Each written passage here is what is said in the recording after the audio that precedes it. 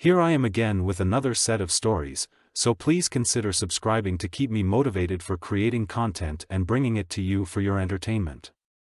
And while you're at it, click the notification as well. Sit back, relax, and enjoy. Story 1, you don't want to pay the estimate. That's fine, ma'am, enjoy your day. For context, the software development company I used to intern at uses a sheet to estimate the cost of building a certain software or update for a client.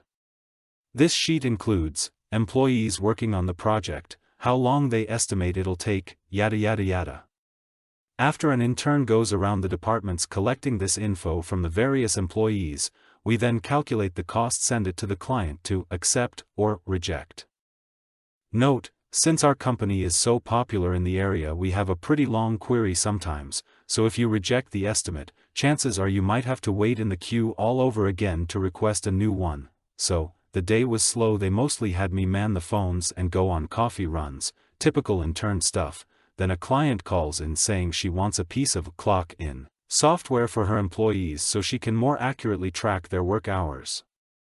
By this point into my internship, I had done at least 4 to 5 of these sheets at least, and I was taught by my supervisor how to identify which departments would be needed for which projects. So after gathering the details from the client, I hang up and translate the needs for the employees, essentially explain it in programmer jargon.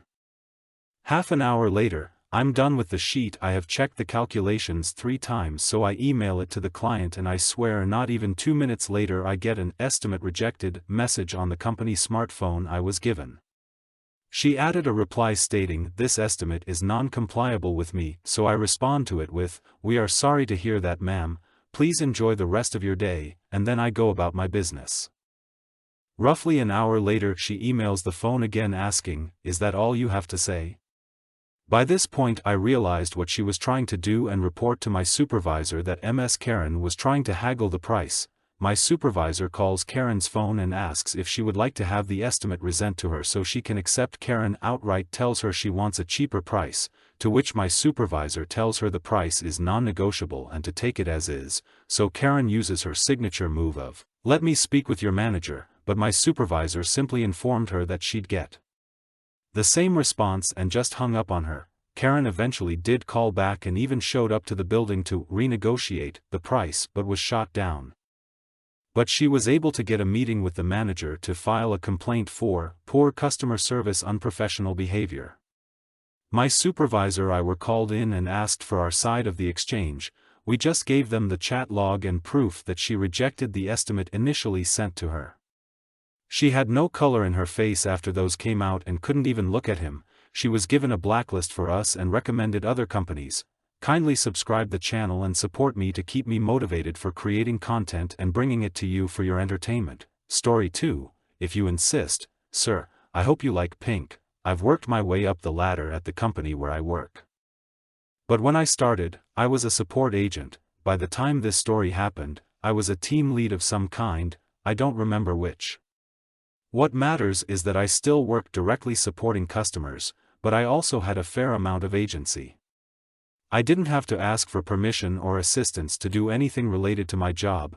We're a software company, but we used to sell a specific small Bluetooth accessory that worked with one of our apps. It came in several bright colors and we sold multipacks. It was the kind of device you might need more than one of, and it was a popular gift. One year during the Christmas season, our manufacturer fucked up gloriously. They didn't deliver all of the inventory we were supposed to get, and worse, much of what we did get was messed up and had serious defects. It was a horrible mess and a serious detriment to our small company. I was on the front lines of cleaning it up. We wound up severely backordered at the busiest time of year, having sold units that should have been delivered, but that we either never received or found to be defective upon arrival. We had to contact people and let them know their orders would be delayed until after the holidays. Some people wanted refunds, some people wanted their items late. We tried to be helpful and bent over backwards to be apologetic while trying to keep this debacle from becoming a catastrophe and incentivize people not to cancel. There was one man who wanted us to perform magic, however. He wanted his order, our largest multipack, and he wanted it now. I don't know how many times he contacted us, but I wound up being the only one to deal with him because he'd always be escalated to me. I told him over and over again that we couldn't send his order even though we very much wanted to, so we'd be happy to refund him. If he wanted to wait, there were many others ahead of him to get their orders. He demanded that he get his order first, he didn't care who else had to wait. He would berate me and try to literally command me to do as he said almost daily for a while, no matter how many times I explained why I literally couldn't. Eventually, I opened the spreadsheet where we were keeping our backorders and moved him to the very bottom. Yeah, I was prolonging my own suffering, but he had me feeling petty. After the holidays ended and upper management waged a nuclear war with our manufacturer, usable stock started rolling in. I bumped a few deserving or eager customers to the top of the list but mostly sent them out in order. He's the only one I bumped down, but I had something ready for the next time he decided to scream at me. When he inevitably did, I told him we had stock, but others were receiving theirs first, and we hadn't yet gotten in the colors he ordered in his multipack. I was sort of planning to do what I did, anyway, but he was kind enough to give me explicit permission. I don't care what colors you send, your TO send them to me immediately. Our colors included Susan G. Komen pink. The customer was gloriously smug and condescending when I told him we'd go ahead and fulfill his order right away. He definitely thought he had won some kind of victory. But sure enough, the day his package arrived, he sent an email complaining, "I know I said I'd accept any color, but really? You sent me, a man, an order of nothing but pink? I want these replaced, send me something else." I told him that's all we had available for him and that the conversation was over. And so it was. I never heard from him again. It took a few years before I brought it up, but I've told that anecdote at workplace meetings a few times, including to my boss, the CEO. I wouldn't take another support job to save every orphaned puppy on earth. But that story was worth the misery. Always be nice to support agents. For your own sake, kindly subscribe the channel and support me to keep me motivated for creating content and bringing it to you for your entertainment. Story 3, Malicious Print Compliance. The background: at the end of last year, we were informed to greatly reduce our print requests sent to our district print shop because costs had gone up, and we had spent something like $20,000 in printing. We were informed that it was, actually cheaper, to print on-site because of the stellar deal they worked out with Toshiba, their name be praised. 3 days ago, in our all-site meeting we were told in no uncertain terms that the only jobs to be sent to print shop were things that absolutely could not be accomplished on-site.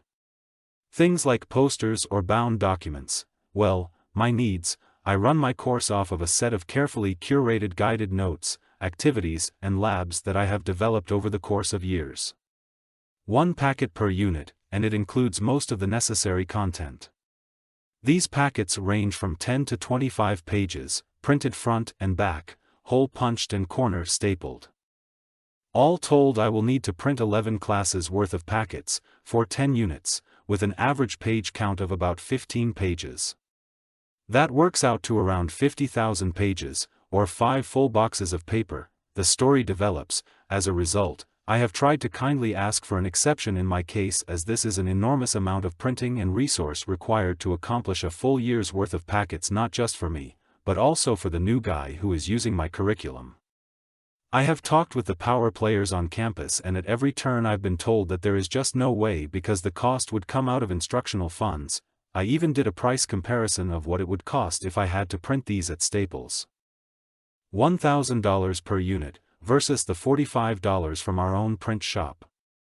Somehow, it's still cheaper to use our printers, paper, toner and Staples, not to mention my time.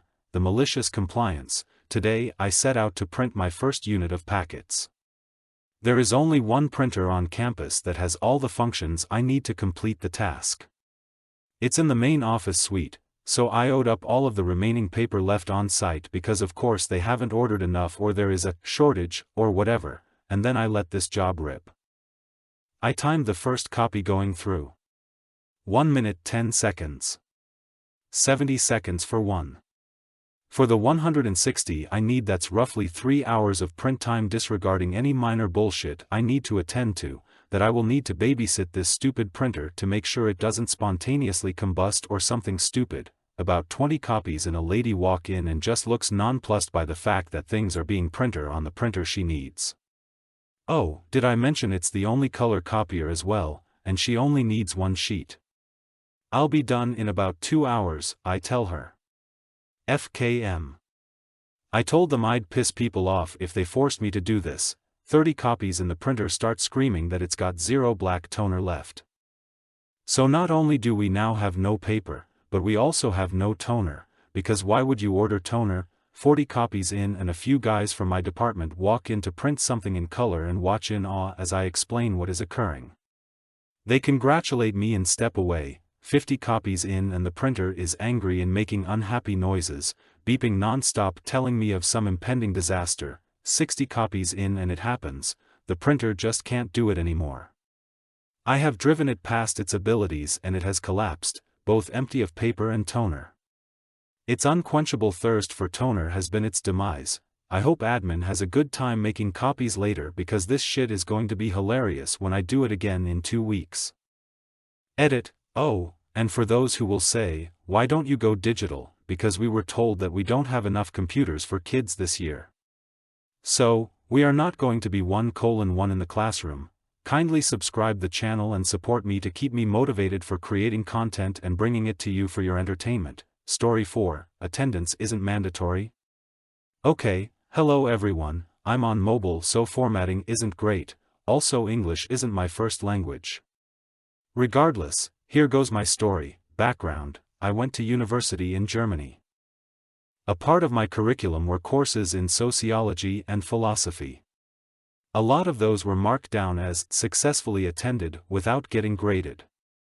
Usually, you proved attendance with a list you signed every time. The characters, pissed and angry, the 2 professors' assistants, who were probably forced to teach the course, me, the roughly 100 other students. The situation, pissed and angry had to teach a course about important figures in sociology. It was already a dry topic, but the real issue was their behavior. When pissed talked, you could hear the hate drip from her every word. When angry talked, it felt like getting yelled at. We hated just being there, but we needed to complete the course. The first 2 times, like usual, the list would go round, and we wrote down our names, student ID, and email. The 3rd time however the lecture was almost over and the list hasn't gotten to me yet. So, I raised my hand and asked about it. Me, excuse me, the list didn't get around to us yet. Angry, very annoyed at the interruption. What list? Me, the one for attendance. Angry, that wasn't an attendance list. We needed your names and email to send out the assignment to complete the course. The assignment was just a 3-page essay about a randomly selected sociologist. Nothing you couldn't do with just Google. Me, so, there isn't a mandatory attendance. Angry, no, I think you can all see where this is going. Malicious compliance. I looked at my buddies, they shrugged, and we just up and left. What I didn't see coming was, how almost everyone else saw this as their cue to leave as well. I will never forget the dumbfounded faces of pissed and angry. Aftermath. A while later we got our assignments, finished them, and sent them in, thus successfully completing the course. For the rest of the semester only 3 to 5 students still showed up, so pissed and angry had to teach a practically empty classroom that could fit around 200 people. Edit, typo, edit 2, a comment reminded me of a detail I forgot to mention. The following year, this course among several others that students just never frequented were changed from lectures to seminars, which formally allowed to enforce attendance. Apparently, professors were quite irate at how students skipped boring/useless courses if given the opportunity. Kindly subscribe the channel and support me to keep me motivated for creating content and bringing it to you for your entertainment. Story 5, you can't put a cashier's check on a credit card? Watch me. Back in the late 1990s, I was doing my banking at Solomon Smith Barney, which had a unique credit card. It wasn't a normal credit card or a debit card. It was a true credit card that wouldn't let you spend more than what you had in your checking account. This meant the money was earmarked but not deducted until the due date. One day, I needed a cashier's check for $1,500 and went to a branch of my personal bank, rhymes with Bells Bargo, across town, not Solomon Smith Barney. I had to go to the customer service desk and requested a cashier's check, planning to pay with my Solomon Smith Barney credit card. The lady at the desk, who was not particularly kind, snapped at me, saying, "You can't put a cashier's check on a credit card." I understood her reasoning, but her attitude was unnecessary, desperate to get the cashier's check. I argued a bit, but she was adamant and almost seemed to enjoy my predicament. Then, she asked if there was anything else she could help with. Cue malicious compliance. I slid my credit card back to her and asked for a cash advance of $1,500. Back then, they used the old manual credit card imprint machines, so she had to go through the tedious process of imprinting my card, getting the paperwork approved, and doling out the cash. Once I had the $1,500 in $100 bills in my hand, she asked if there was anything else she could do. I said, "Yes, I need a cashier's check for $1,500. She started to repeat her earlier refusal but stopped mid-sentence when she realized I now had the cash. Dumbfounded, she had no choice but to process my cashier's check. I walked out with the check in hand, feeling very satisfied with outsmarting her and getting what I needed despite her initial refusal. It's a story I've cherished for decades. Edit. I'm amazed that this post has changed from a minor, malicious compliance to a discussion about the terms of my Solomon Smith Barney credit card that was tied to my brokerage checking account. Some people have questioned whether or not I understand the difference between a debit and a credit card. Oh, I do. I also have a good memory. I remember how cool this card was. I know how a credit card advances money, with exorbitant cash advance fees, that you are liable to pay back by a certain day each month. I know that you pay interest if you don't pay off your balance in full. I know that you pay a late charge if you don't pay your minimum on the due date. Versus a debit card, the money is taken out of your account, ACH, immediately. Enter this cool card, never interest or late charges because the credit card company pulled the money from your checking account once a month. On the due date. Although that money was still in the checking account earning interest, it was not available for withdrawal and was not part of the available balance that worked as an ATM card, but with a limit. I don't remember how much, something around $800. But it also worked as a card that I could get a cash advance, and, back then, there was no cash advance fee. Yes, I know it's hard to believe. But it's true. And it was the nice people at my Solomon Smith Barney bank that told me about this trick. Again, it was in the 90s. The limit on cash advance was higher than that of the ATM limit. I think it was about a $2,000 limit, but I don't remember exactly. This credit card also offered reward points. I used the points to get a Bose Wave radio and 2 round-trip airline tickets to Lisbon, Portugal. I've never heard of a debit card that offered reward points, so, yes, I know this card had unusual rules and rewards. But it was the 90s and Solomon Smith Barney was a brokerage house, not a bank. So, this account had unusual perks. I missed this account. If it was still available, I would have one. And this wasn't a debit card. This was a true credit card. It offered everything that a credit card did, including reward points. I've never heard of a debit card that had reward points. Thank you to everyone who took time to respond. Kindly subscribe the channel and support me to keep me motivated for creating content and bringing it to you for your entertainment. Story 6, Things we obeyed as children we can laugh at now. Sometimes as children we found ourselves in a bathroom crisis. This is my story of malicious compliance. When I was 6 years old, I was with my parents when they parked in front of a store. They told me they were only going to be in there for a few minutes, and they wanted me to wait in the car. They made it very clear that I was to wait for them to come out, and under no circumstances was I to leave the car and come into the store, so I waited in the car. As I was told to do, a few minutes later I had to use the bathroom really bad. Really bad. I thought about going into the store, but I was worried about getting into trouble for leaving the car, so I contemplated what to do.